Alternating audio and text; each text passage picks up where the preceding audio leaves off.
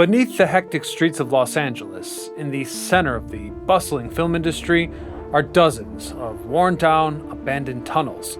The whispers of a bygone era lie within their walls, now dormant and shrouded in darkness. More than just passageways, these tunnels are reminders of a revolutionary era in Los Angeles history, the early days of the automobile. And in a way, these tunnels represent the car industry's effect on everyday life, our loss of public space, and the end of autonomy for not just children, but all pedestrians. Today we discover LA's forgotten pedestrian tunnels. I'm your host Ryan Socash, and you're watching It's History. The creation of LA's pedestrian tunnels ties directly to the introduction of the automobile. Today cars are as common as ever in Los Angeles and the US as a whole. But that wasn't always the case. At the turn of the century, automobiles were viewed more as toys, curiosities for the wealthy, the only class that could afford them. This changed when cars became cheaper and more affordable to lower classes, thanks to Henry Ford's developments in car manufacturing. Now everyone was driving, and they were driving fast. One of the main appeals of the automobile was its speed compared to other vehicles. And apparently, back then, the type of bro science philosophy around cars was, why would you buy a car if you couldn't drive it fast? The notion was perhaps only enhanced when early automakers and car clubs used their pull to pave more roads for those fast drivers. People sped through the streets, which were at the time lively public spaces, teeming with people who were walking, biking, taking public transit, as well as children playing in the street. As a result, car crashes were common, claiming the lives of pedestrians and drivers alike. Tens of thousands of people died every year, and horrifically, most of them were children. It was a national crisis. By the 1920s, the crisis of traffic violence was well known and heavily associated with cars. The public image of automobiles and drivers was worse than ever. The fault for car deaths overwhelmingly went to drivers since they were piloting these new and dangerous machines. And the media only propelled this narrative when newspapers reported on the high rates of killings and depicted drivers as the Grim Reaper on wheels in political cartoons. Protests were organized by mothers who called for safer pedestrian access, slower moving vehicles, and child safety. In other words, this was becoming a hot, contentious topic. Car deaths were even featured in works like The Great Gatsby.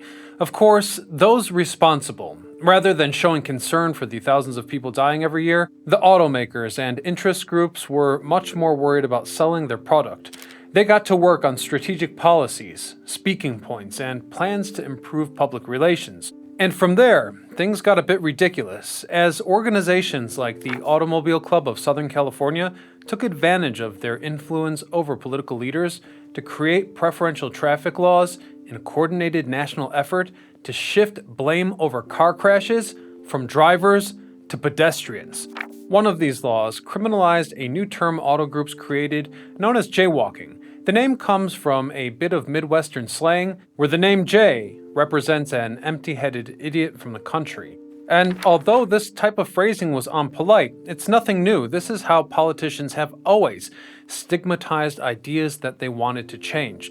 They need a scapegoat. They need to demonize someone. Anyhow, this term has existed as a way to shame people from being hit, not the drivers that struck them. The Automobile Club of Southern California even had their own no jaywalking signs on public streets. Laws like these became commonplace thanks to their groundbreaking in Los Angeles, but then a man named Miller McClintock played a crucial role in shaping those that followed. He did so by partnering with automaker Studebaker to draft a new state legislation. From there, these laws spread out to every U.S. city, marking LA as the foundation for modern traffic law.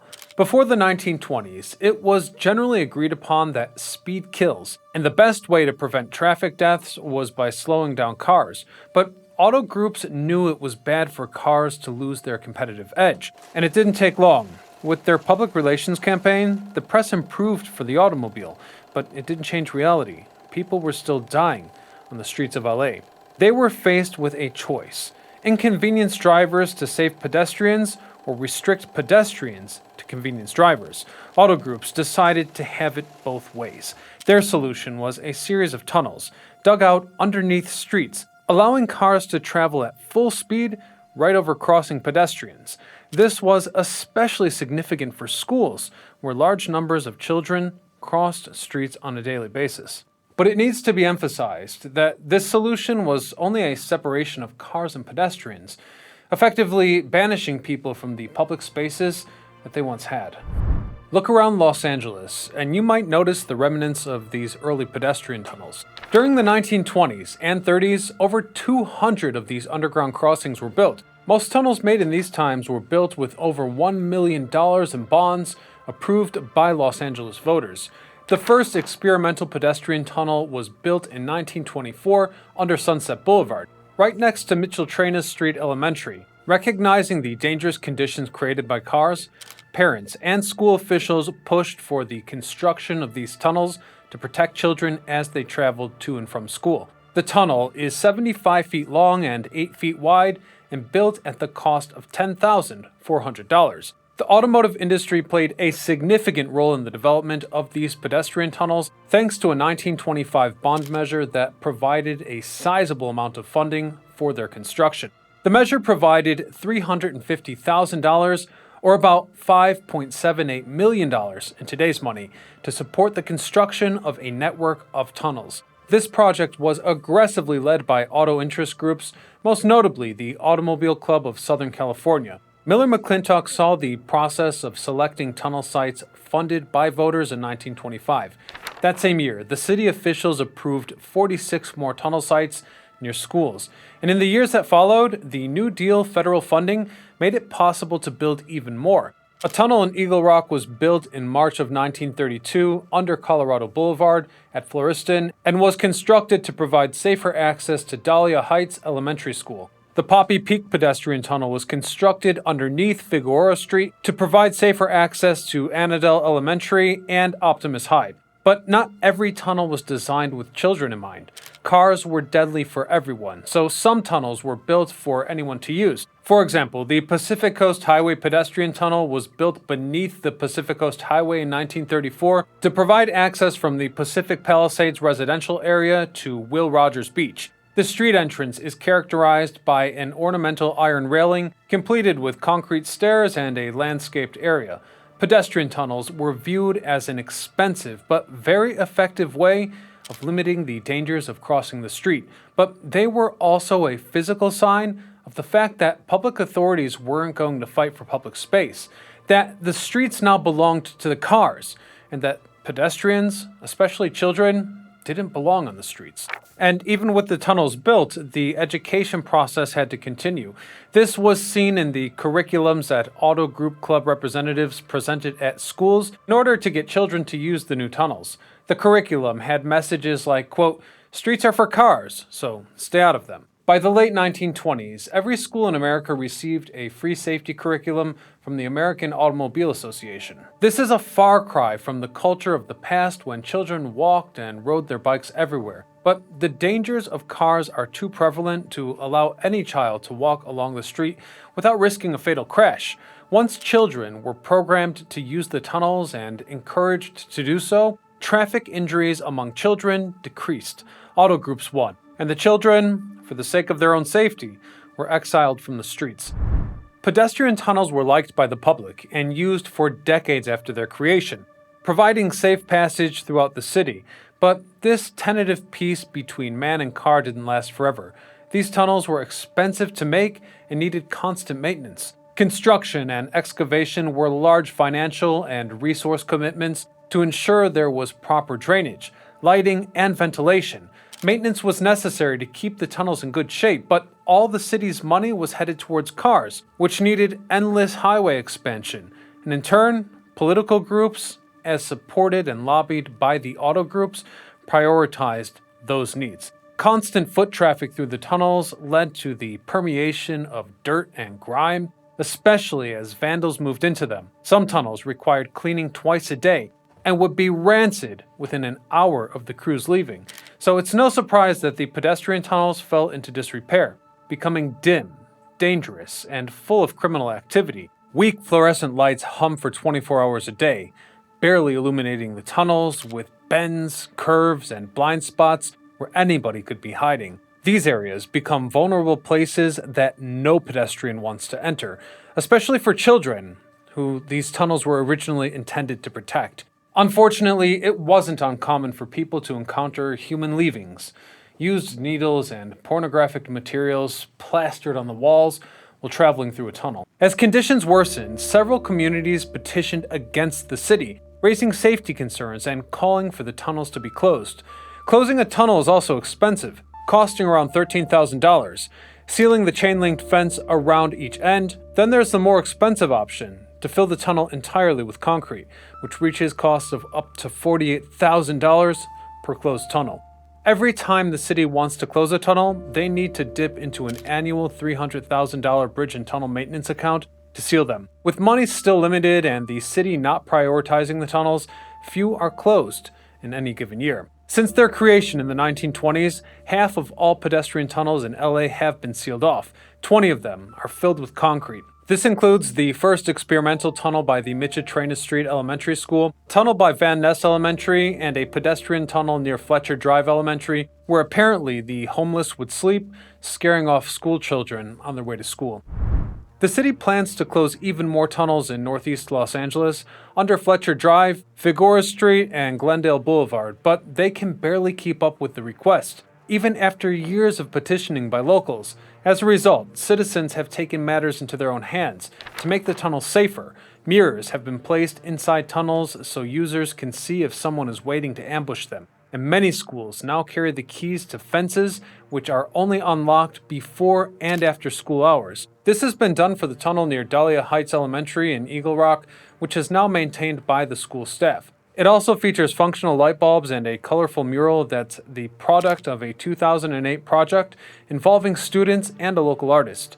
In fact, the only time they have to really rely on the city is when flooding or lighting issues arise. But those dangers are nothing in comparison to the dangerous street above. Modern streets still lack basic safety design for pedestrians. This isn't helped by the running of red lights in front of Dahlia Heights, causing teachers, parents, and students alike to dodge cars when crossing the street. So considering that, most parents are content with the tunnel for now, as it's safe and adds a bit of wonder to their child's day. Now, not every tunnel has fallen to despair.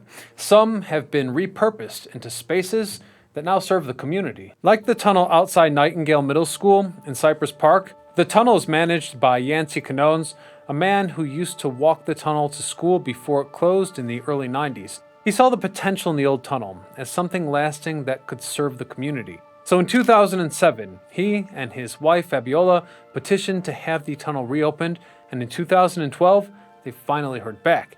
They were given the go-ahead and $9,000 in grant money under the condition that he would accept responsibility for its restoration, upkeep, and electrical power.